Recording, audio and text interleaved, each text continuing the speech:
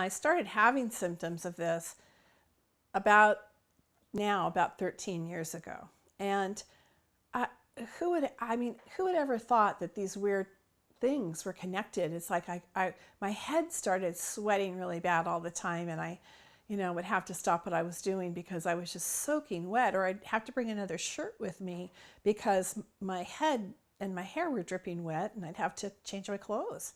So it was very odd, and I'd seen a doctor, and of course, they ran that around a couple of times and came up with nothing. And then I think I really got the attention.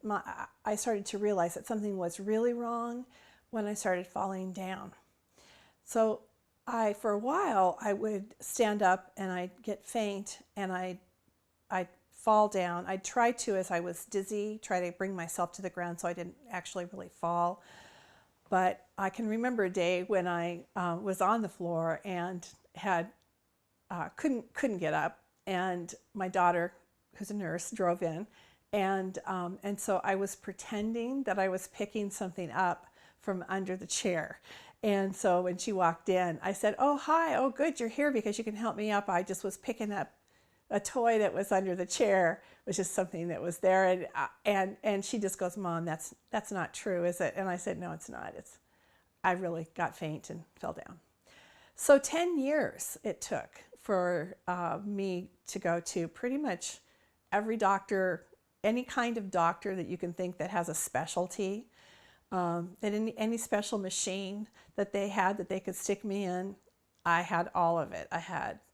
Everybody was sure it was whatever they thought it was. And then it would turn out that it wasn't. And so 10 years goes by.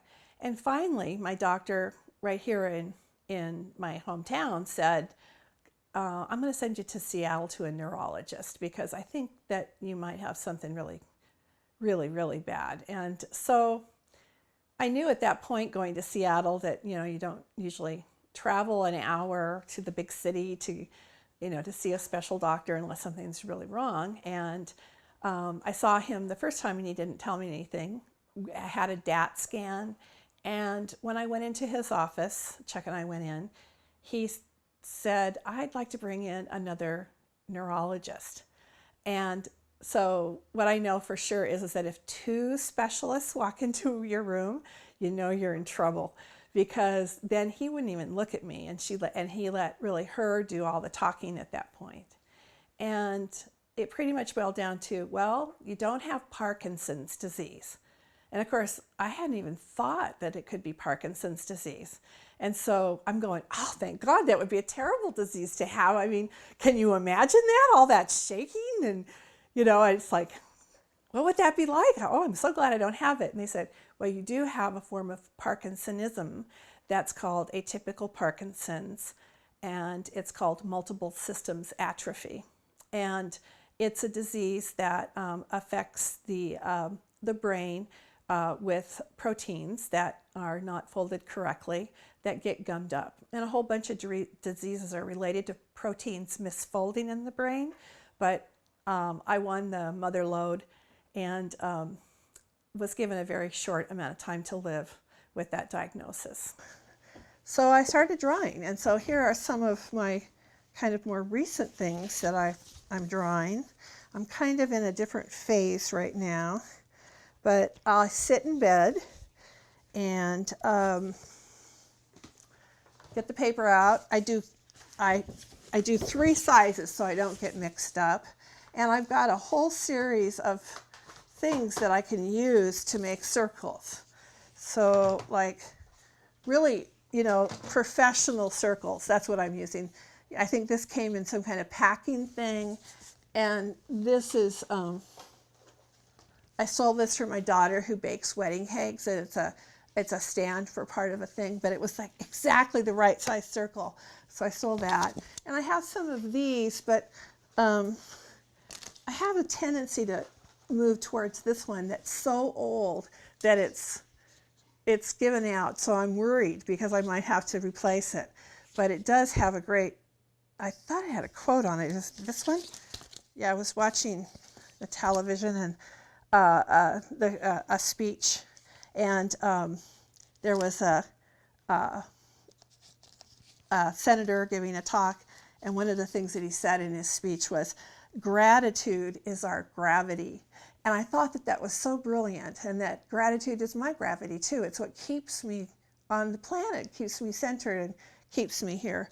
So I wrote it on my circle so that I could remember to do that. So I just use multiple different kinds of things to draw circles, and then I start filling in, like this one, all the little details. And somebody said, do you draw something that's already there? And the answer is yes, but not because it's really like one of those coloring books. I've actually drawn these, but it's like I can see it or sense it in front of my pen. So oftentimes the designs come because I'm following something that it's not actually there, but in my mind it is there. So I'm following my pen into the door, which is always right there, right in the middle. And that's the thing, that with each one of these that you can see, especially right now, that I find that sometimes I have to stop because it's moving so much, and I have to wait until it all comes back into this dimension, I think, because the different rings this one, see, doesn't even have, this is really different, and so is this one. And here, this one's a little bit more traditional, but are those nice together? I think I'll put those up someplace. But this, as I was drawing it, the different rings started moving in and out. And so it was like I'm talking to it and I'm going, okay, so as soon as you stop, I'll keep drawing. And then it would slow down and stop, and I would keep going. But it kind of got frisky, and I had to stop and get it to slow down a little bit so I could, my mortal body could catch up with it, you know. So, and then we could go through the door. So that's definitely a doorway for me into the potential, the possibility of what's next. And I don't even have to really know what that is, because I know that it's all good, and there isn't any way that it could be something different than that. So I keep that as my goal. So.